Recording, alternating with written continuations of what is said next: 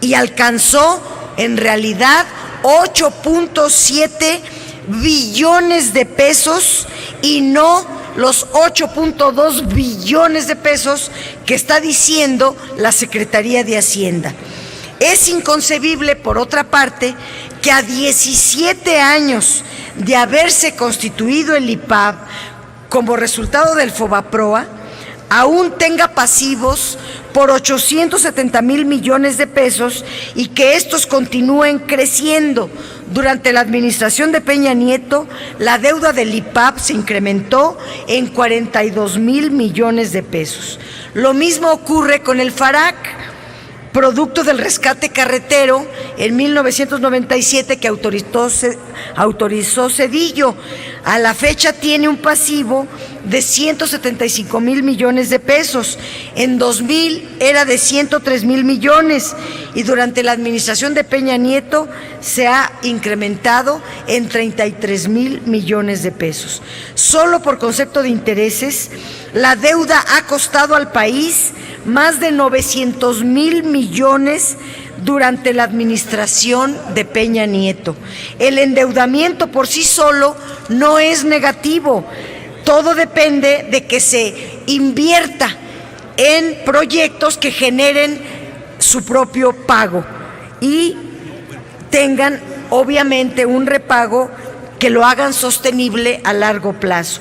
En 2013 y agosto de 2015, el endeudamiento neto del sector público fue de 2,404,000 millones y la inversión física fue de 2,097,000 millones o miles de millones, de lo cual se deduce una diferencia de 306,000 millones de pesos que se aplicó a gasto corriente.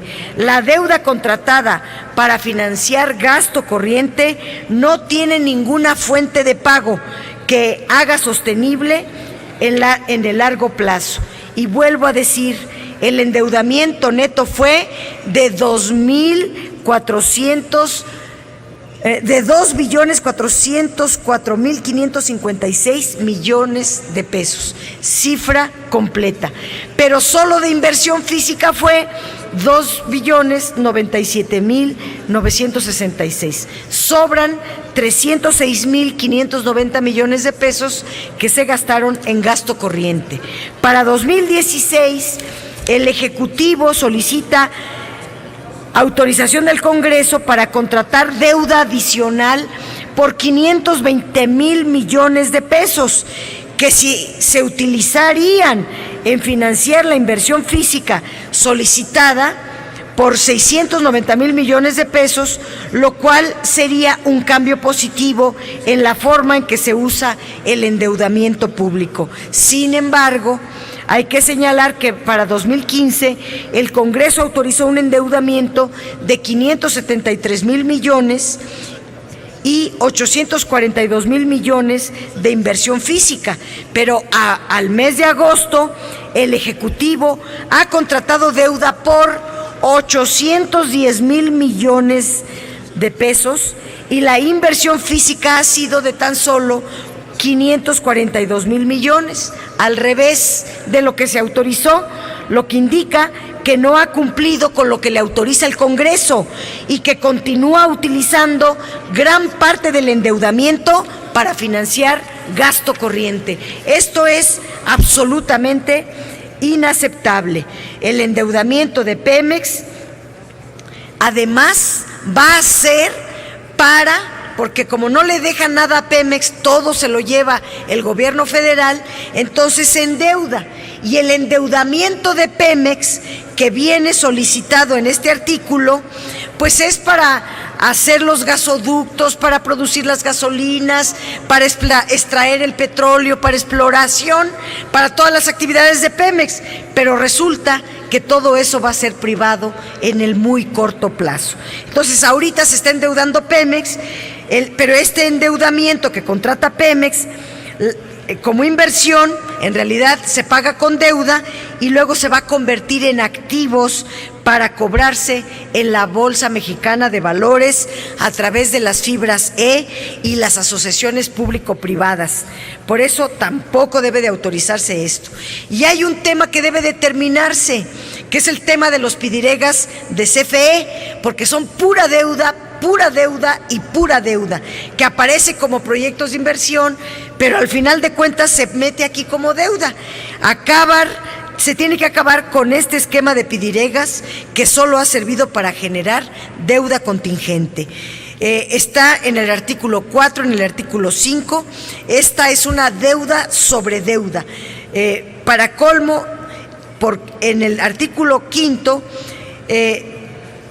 siendo una ley anual, no especifica qué proyectos son los que se desarrollan bajo el esquema de pidiregas. En mis tiempos allá de diputada, que fui diputada hace mucho tiempo, se explicitaban los proyectos. Ahora ya no, de menos el Congreso debe de saber qué proyectos se están aprobando en pidiregas. El artículo 7 se quitó una tabla muy importante que siempre aparecía en el artículo 7 y que lo ordena además la reforma energética en la se quitó una tabla de programación de pagos mensuales al gobierno federal. Se decía qué monto cada mes Pemex le paga al gobierno federal. Sin embargo, la Ley de Ingresos sobre Hidrocarburos establece el % de utilidad que debe de pagar Pemex cada mes al gobierno federal y tiene hasta el último día hábil del mes siguiente. Es una calendarización mensual con un mes de retraso porque se esperan a recibir para luego pagar. Pero aquí en el artículo 7 se está diciendo que se le da de plazo hasta el día 17 de cada mes para entregar el pago a Pemex. Esto viola la Ley de Ingresos sobre Hidrocarburos, suprime una tabla muy importante que regula los pagos al gobierno federal para que no saquee a Pemex arbitrariamente.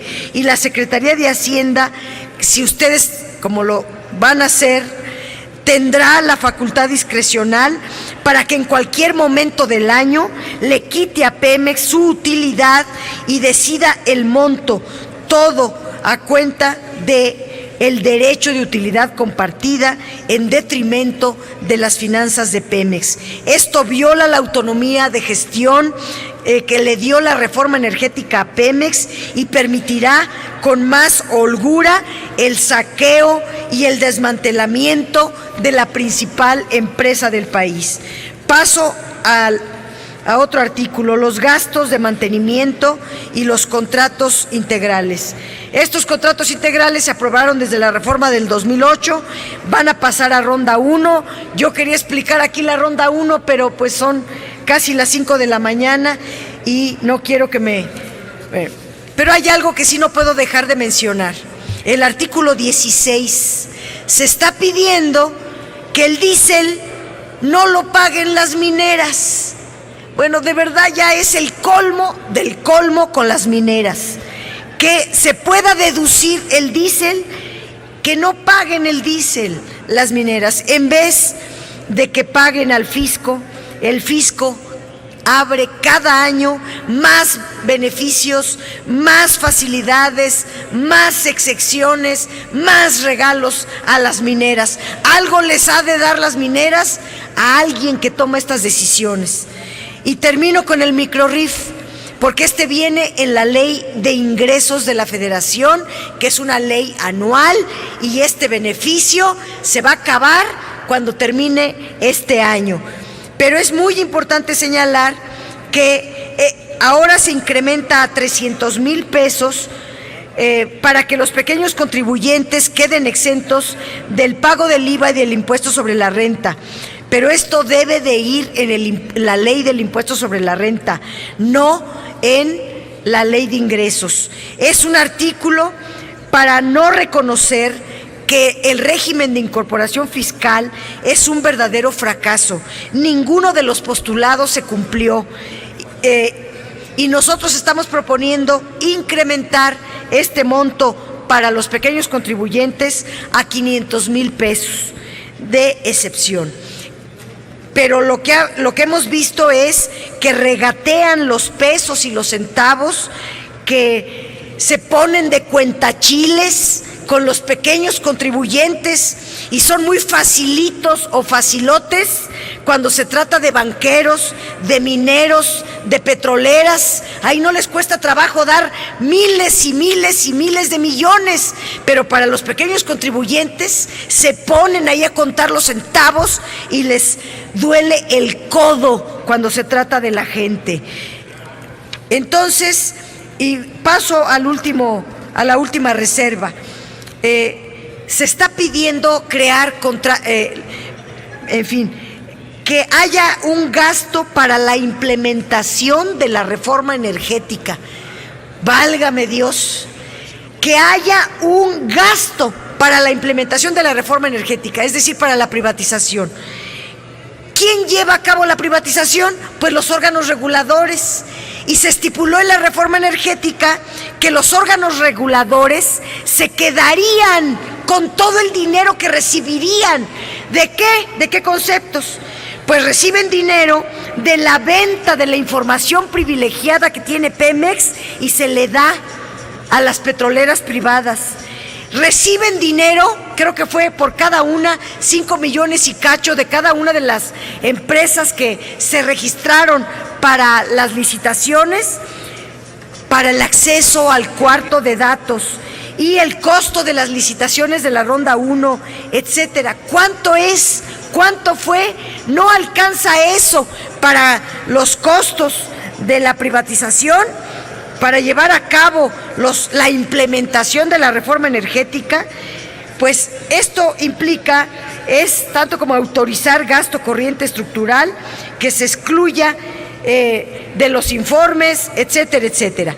Las coberturas vienen explicadas en el artículo 1 del transitorio, pero se hace retroactivo al 2015. Es decir, como fue un desorden, ahora van a ser retroactivo 2015, se autoriza para el primer trimestre de 2016.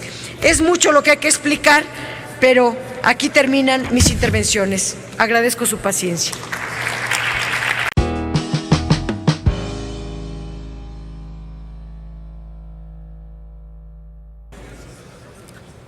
La Ley Federal de Derechos es una ley donde se establecen tarifas, cuotas que cobra el Estado, nada más ni nada menos, por el uso y aprovechamiento de los bienes propiedad de la nación, los servicios que presta el Estado en sus funciones de derecho público y las contribuciones de los organismos públicos descentralizados por prestar servicios exclusivos del Estado.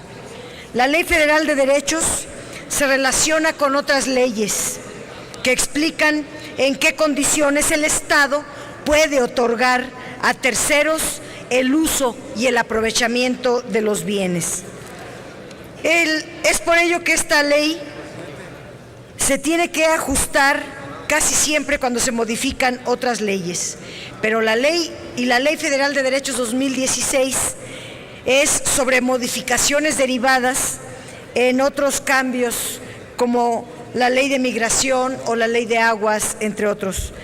Pero principalmente está un cambio importante que son las cuotas que se cobran por los servicios que presta el Estado, que deberían estar en función del costo que significa para la administración pública el proporcionar estos servicios y garantizar que los bienes de la nación tengan beneficio para todos los mexicanos y mexicanas. Los derechos que se cobran por el uso y aprovechamiento o explotación de bienes de la nación, por ejemplo, los del espectro radioeléctrico, que es propiedad de la nación, la legislación en esta materia permite que se concesione a particulares y la Ley Federal de Derechos establece los derechos que deben de pagar los concesionarios al Estado. El monto debe estar en función del valor que genera la explotación del espectro y debe ser proporcional y equitativo entre la nación como propietaria y el concesionario que lo explota. Sin embargo, todas las cuotas se establecen en valores absolutos. No viene una actualización, por lo menos a lo que resulte de la inflación. Ya no quieren cobrar a los privados, ni siquiera en términos reales. Debe ponerse un transitorio que ordene que se actualizarán conforme a la inflación, porque esta ley no lo tiene. No quieren cobrar cuotas fijas a los repecos, pero sí le cobran cuotas fijas a los magnates de radiodifusión y telecomunicaciones. Derivado de la reforma de telecomunicaciones y diversas resoluciones al Instituto Federal de Telecomunicaciones, la mayor parte de las modificaciones se refieren a este sector. Se establecen las cuotas anuales que debe de pagar los concesionarios por cada kilohertz de frecuencia concesionada. La iniciativa no explica cómo llega a los valores mínimos que está cobrando por el espectro radioeléctrico. Tal vez se deba a que buscan, dicen ellos, a la competitividad, a que haya más competidores, dado que es un sector bastante monopólico y que se requiere abaratar su costo para que más competidores entren.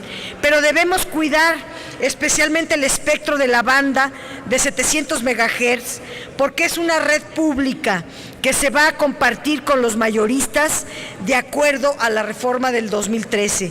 Este tema es muy delicado porque pretende reducir los derechos de esta banda, porque hay presiones también para que no haya muchos interesados en los 80 o 90 megahertz que se van a poner a licitación. Otra modificación importante de esta ley de derechos es una cuota pírrica de 125,000 pesos que se establece a la expedición de permisos para el tratamiento del petróleo, refinación de petróleo y procesamiento de gas natural, sin explicar por qué este monto y no otro. La Comisión Reguladora de Energía está regalando los bienes de la nación, cosa que contradice los principios por los cuales se creó la Ley de Derechos. No se propone modificar el régimen fiscal para las concesiones mineras, lo cual nos parece una aberración ante la falta de ingresos que se presenta en el país. La recaudación de este derecho es de 2,000 millones, que comparados con los cerca de 200,000 millones del PIB minero, representa apenas el 1%. Recordemos que a partir de los cambios que ha habido hasta 2013, el régimen fiscal aplicable a la minería era un gravable muy bajo. Abundaré en ello en lo particular, pero cabe señalar que la gran conclusión en el tema de la Ley de Derechos, además de la omisión grave de no incrementar la recaudación a las mineras, y que en los hechos se está regalando el oro, la plata y otros bienes, la gran conclusión es que las modificaciones de esta Ley de Derechos en los ingresos no es significativa, ya que la iniciativa de ley de ingresos se estima apenas un 3.4% mayores en términos reales respecto de los aprobados en 2015. En valores absolutos significan 2.550 millones más, de los cuales 2.079 millones son por telecomunicaciones. A la minería no se le cobra nada, al petróleo pasa a una explicación distinta en el Fondo Mexicano del Petróleo. Gracias. Tiene el uso de...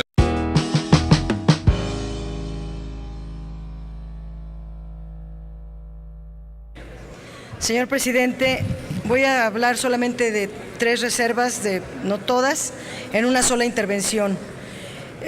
Lo primero que quisiera resaltar es el artículo 61A, donde se está pidiendo un pago de 125,000 pesos por los permisos para la transformación de petróleo, para la refinación de petróleo y para todo el procesamiento de gas natural.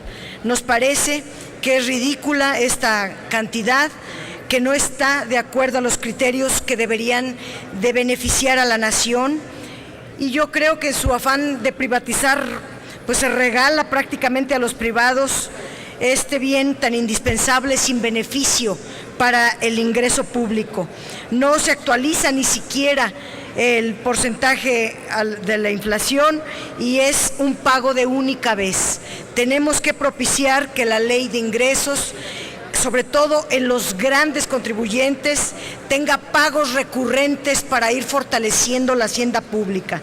Por otro lado, está el artículo 172, donde se refiere a los ferrocarriles. Desde que Ernesto Zedillo privatizó los ferrocarriles, no han venido pagando un pago justo.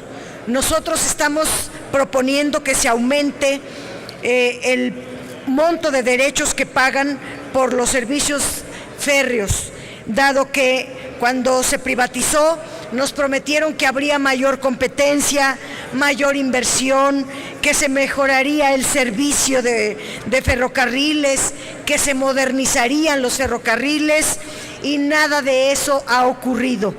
Aumentarles el pago de derechos a estos empresarios debería de ser exigible al tiempo que se tenga que revisar a fondo lo que ocurrió con esta privatización y revisar el dinero de los trabajadores ferrocarrileros, porque se sabe que el líder charro ha venido haciendo mal uso con los recursos, Víctor Flores me refiero, con los recursos de los trabajadores ferrocarrileros. El otro tema es el cobro de telecomunicaciones. En la ley de 2015 se cobra 20 centavos por megahertz por habitante, y ahora para 2016 el cobro es de 2 centavos por el espectro radioeléctrico. Esto nos parece un pago ínfimo que viola todo principio de que el Estado reciba por un bien de la nación un pago justo. 2 centavos no nos parece un pago justo, nos parece algo aberrante, pero además en la ley no se explica, no se justifica, no hay una explicación que nos permita decir es justo o por qué lo bajan un 90% de un año al otro.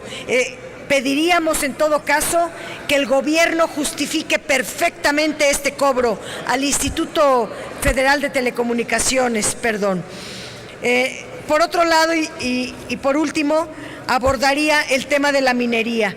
Nosotros estamos cambiando el régimen fiscal minero para incluir un impuesto a la exportación de minerales y que se cobre conciencia de todo lo que está pasando en el tema de la minería. Acordémonos que el régimen fiscal minero no establecía regalías estatales, ni impuestos ecológicos, ni impuestos a las ganancias extraordinarias, ni retención de dividendos.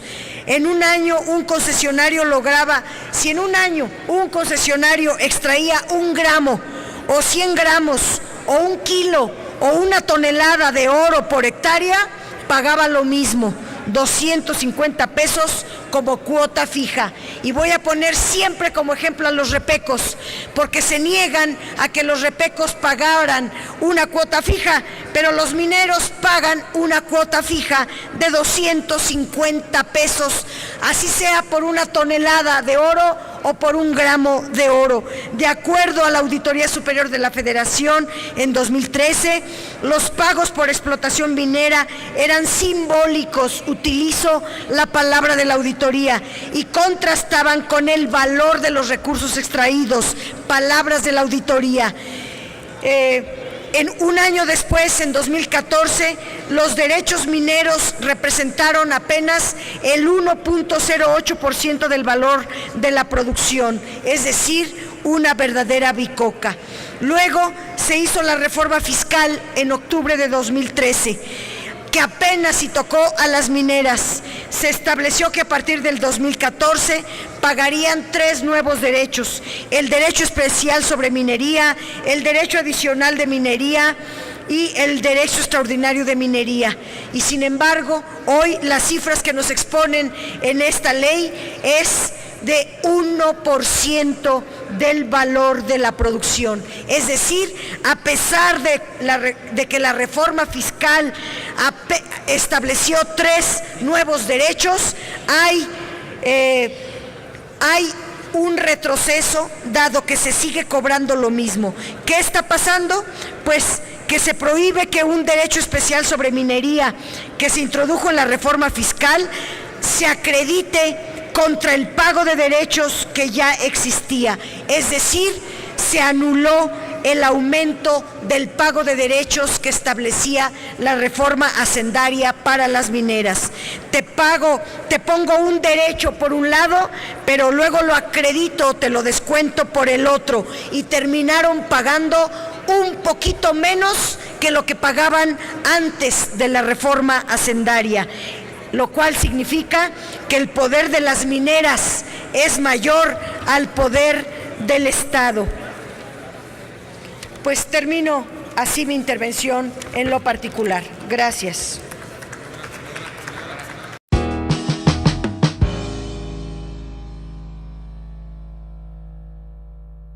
Gracias, presidente.